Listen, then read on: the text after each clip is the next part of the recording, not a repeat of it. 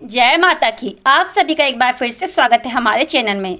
आप सभी को नवरात्रि के 7वें दिन की हार्दिक शुभकामनाएं। नवरात्रि के 7वें दिन आज सुनते हैं माँ कालरात्रि की कहानी। माँ दुर्गा के 9 रूप है जिनमें 7वें दिन माँ कालरात्रि की पूजा की जाती है। माँ कालरात्रि नव दुर्गा में से ही एक है जिनकी पूजा नवरात्रि के 7वें दिन की जाती है। इस दिन को महासप्तमी भी कहा गया है। माँ दुर्गा ने यह अवतार बुराई का नाश करने के लिए लिया था। उन्होंने इस अवतार को धारण करके शुंभ, निशुंभ और रक्तबीज जैसे दानवों का वध किया था। आइए सुनते हैं माँ दुर्गा के कालरात्रि स्वरूप की कथा। माँ दुर्गा के इस रूप को सबसे शक्तिशाली माना गया है। इनके शरीर का रंग घने अंधेरे की तरह काला है और माता के अत्यंत लंबे केश खुले हैं और बिखरे हुए हैं। माँ कालरात्रि के गले में विद्युत की तरह चमकने वाली माला सुशोभित है। 4 भुजाओं वाली कालरात्रि देवी गधे पर वंदित रहती है। इनके बाएं हाथ में लोहे का कांटेदार अस्त्र अलंकृत है और दूसरे हाथ में एक कटार है।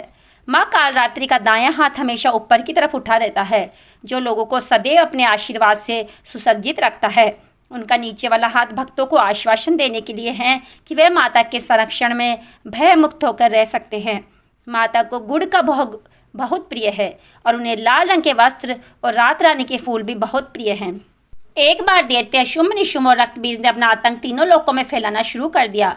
उस वक्त देवगण भगवान शिव के पास गए। जब भगवान शिव ने सभी देवताओं को चिंतित देखा तो उनसे उनकी चिंता का कारण पूछा।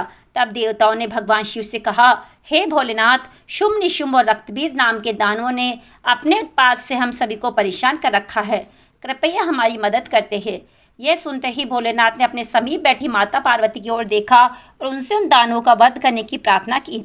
भगवान शंकर की बात सुनकर माँ पार्वती ने उनके सामने नतमस्तक होकर उनका आशीर्वाद लिया और वहाँ से जाने की आज्ञा मांगी और दानवों का वध करने को निकल पड़ी। माता पार्वती ने दानवों का वध करने के लिए माँ दुर्गा का रूप धारण किया। इस रूप से वो सिंह पर सवार करती हुई अति मनमोहक और शक्तिशाली लग रही थी। माता को देखकर सभी राक्षस अचंभित हो गए। उन तीनों ने माता के साथ एक घमासान युद्ध किया। दैत्यों ने अपना पूरा बल लगा दिया लेकिन माता के सामने टिक नहीं पाए। आदिशक्ति ने शुंभ और निशुंभ का वध कर दिया। इसके बाद माँ ने रक्तबीज के साथ युद्ध करना शुरू किया। रक्तबीज कोई मामूली दानव नहीं था। उसने कठोर तपस्या करके ब्रह्मा जी से अमर होने का वरदान हासिल कर रखा था। ब्रह्मा जी ने उसे वरदान दिया था कि जब भी कोई उसे मारने का प्रयत्न करेगा तब उसके शरीर से निकली एक भी खून की बूंद जैसे ही धरती को स्पर्श करेगी वैसे ही अनेक रक्तबीजों का जन्म हो जाएगा। इसी वरदान के अनुसार जैसे ही माता ने उस पर प्रहार किया, उसकी खून की बूंदें धरती पर गिरी और बहुत से रक्तबीज प्रकट हो गए।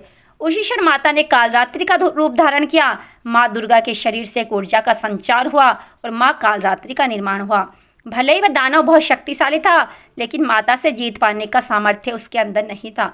महाकालरात्रि ने रक्तबीज को अपने कटार से मार गिराया और जैसे ही उसके शरीर से खून बहने लगा उन्होंने उसके रक्त को अपने मुंह में भर लिया।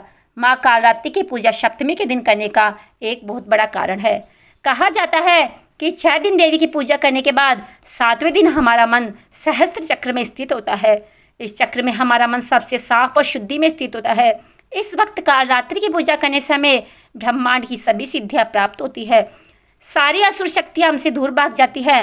माँ कालरात्रि की आराधना करने का मंत्र है ओम देवी कालरात्रि नमः। इसके जाप से सारी आपकी मनोकामनाएं अवश्य ही पूर्ण होगी।